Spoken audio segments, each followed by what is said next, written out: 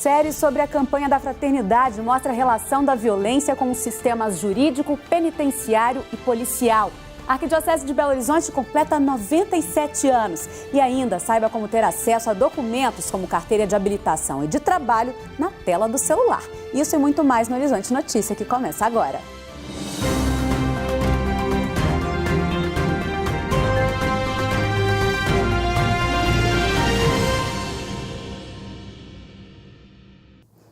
O Horizonte Notícia apresenta hoje a segunda reportagem da série sobre a campanha da fraternidade. Você vai entender como um sistema penitenciário superlotado e precário, uma justiça burocratizada, a falta de defensores públicos e um índice alto de policiais assassinados contribuem para a manutenção da violência no país. Acompanhe com Ana Flávia de Oliveira.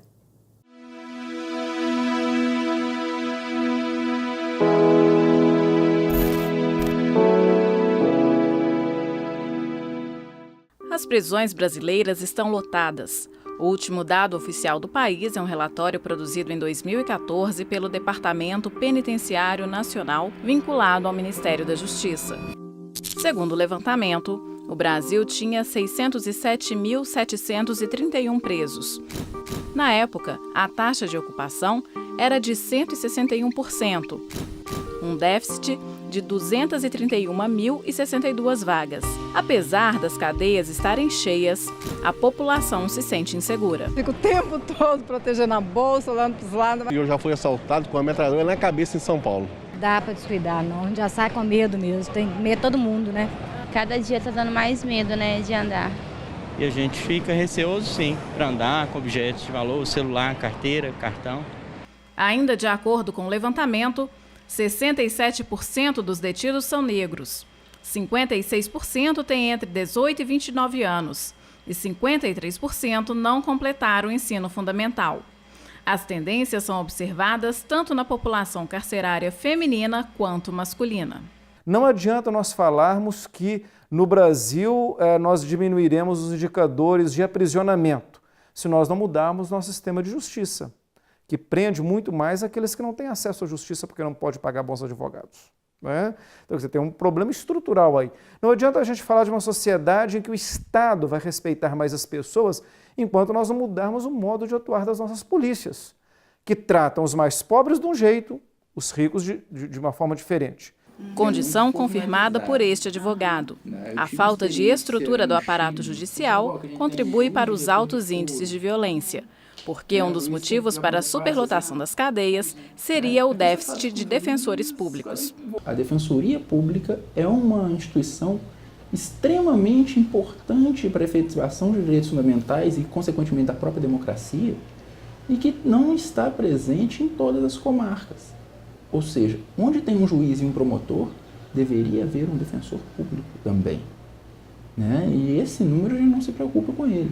Mas este não é o único ponto. O advogado destaca também a burocratização da justiça.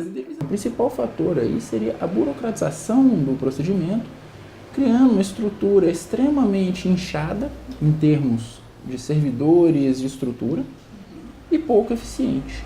Uma estrutura de um procedimento penal oral ganharia muito tempo e com vantagens ao debate e à democraticidade de uma decisão, que nós poderíamos ter maior eficiência. A mudança da concepção de violência por parte da sociedade leva tempo, mas atitudes educativas e iniciativas da mídia podem transformar a mentalidade cultural dos cidadãos e assim ajudar a reduzir os índices de crimes violentos. Porém, esta não é a única forma de solucionar o problema. A campanha da fraternidade é um momento fundamental para trazer à tona essa discussão. As escolas podem ajudar, né? A mídia pode prestar um papel muito interessante de ajudar as pessoas a refletirem sobre as causas da violência. Outro fator importante nos índices de violência são os casos envolvendo as polícias. 453 policiais civis e militares foram vítimas de homicídio em 2016, número 23,1% maior do que em 2015. E 4.222 pessoas morreram em decorrência de intervenções de policiais. 76,2% das vítimas eram negros. A melhor forma de trabalharmos a redução desse tipo de violência é com o diálogo, é mostrando as consequências, é trabalhando, claro, a repressão qualificada, ela sempre será um dever institucional. Na próxima semana, a série vai falar sobre violência doméstica e que atinge a mulher.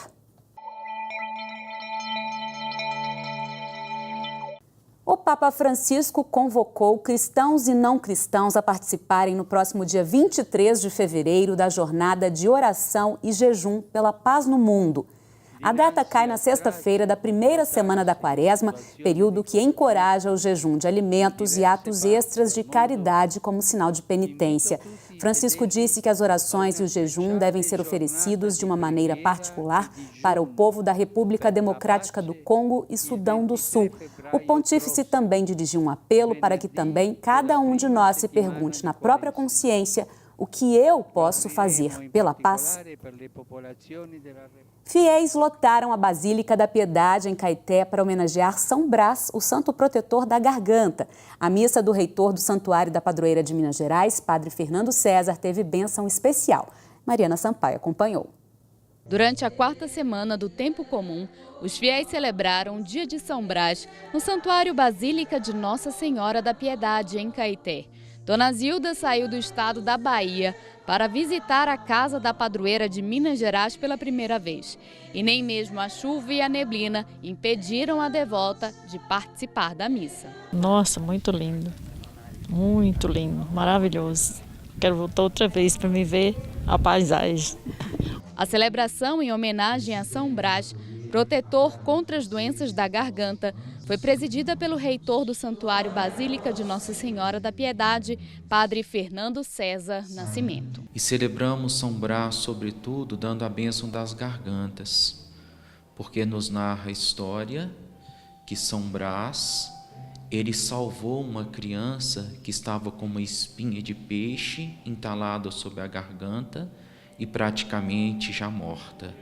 Entre os participantes da celebração em homenagem a São Brás estava a Dona Maria da Soledade, que escolheu a Casa de Nossa Senhora para comemorar os seus 90 anos. Uma graça muito grande que eu estou conseguindo agora através de Nossa Senhora da Piedade. Quando chegar aos 90 anos, com saúde, com lucidez, né? Agradeço muito a Deus. Dona Heloísa também esteve no santuário para agradecer por mais um ano de vida. Ela escolheu passar a data em oração na Casa de Nossa Senhora da Piedade e ainda recebeu uma surpresa das filhas que moram distante. Muita emoção para esse coraçãozinho de 61 anos, né, Dona Heloísa? Aos 3 anos eu estive aqui com um grupo de amigos de ginástica. E eu gostei muito e falei que eu gostaria de assistir uma missa aqui com as minhas filhas. E elas fizeram até surpresa para mim. Muita emoção? Muita. Nossa, muita. No final da missa, Padre Fernando fez a bênção da garganta em todos os fiéis que participaram da celebração.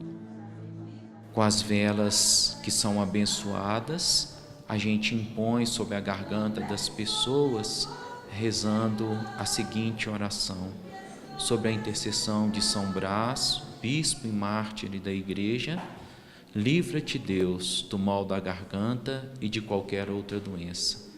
A Arquidiocese de Belo Horizonte celebra 97 anos de história no próximo domingo. São diversas as ações desenvolvidas nas quase 300 paróquias situadas nos 28 municípios da região metropolitana.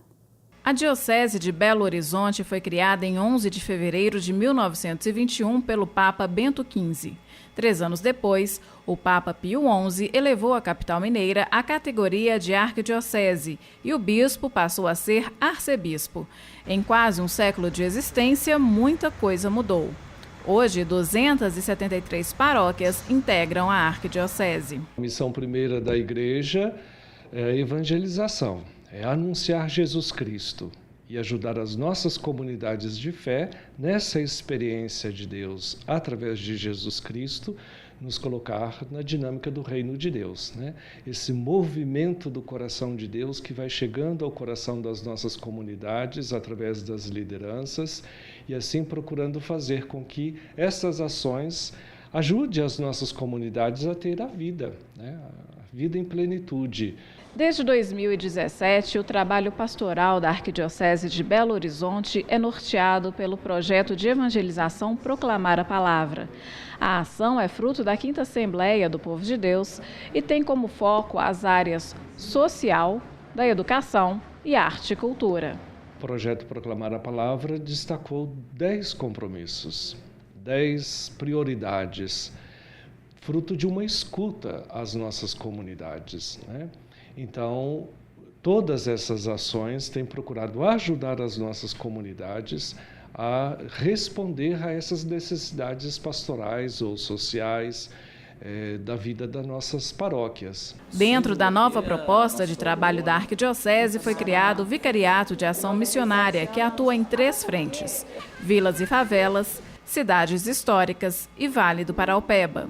A Arquidiocese tem um grande patrimônio que está sendo cuidado, mas precisa ainda de muito trabalho em algumas situações que nós estamos conquistando o zelo, a consciência cultural do valor de nossas igrejas históricas. Vale do Paraupeba é uma igreja viva, cheia de pessoas que participam, mas a gente está tentando criar realmente um corpo missionário com aquela realidade. É um mundo, né, de evangelização às periferias, e nós temos um carinho muito especial, mas não só uma admiração, um carinho, mas estamos de fato entrando nessas realidades das vilas e favelas, das periferias, até por uma motivação de toda a nossa igreja, do Papa Francisco, que nos convoca a entrar nas realidades periféricas da nossa sociedade. A gente volta já já com a exposição que comemora os 60 anos do Museu de Arte da Pampulha, em BH. É depois do intervalo.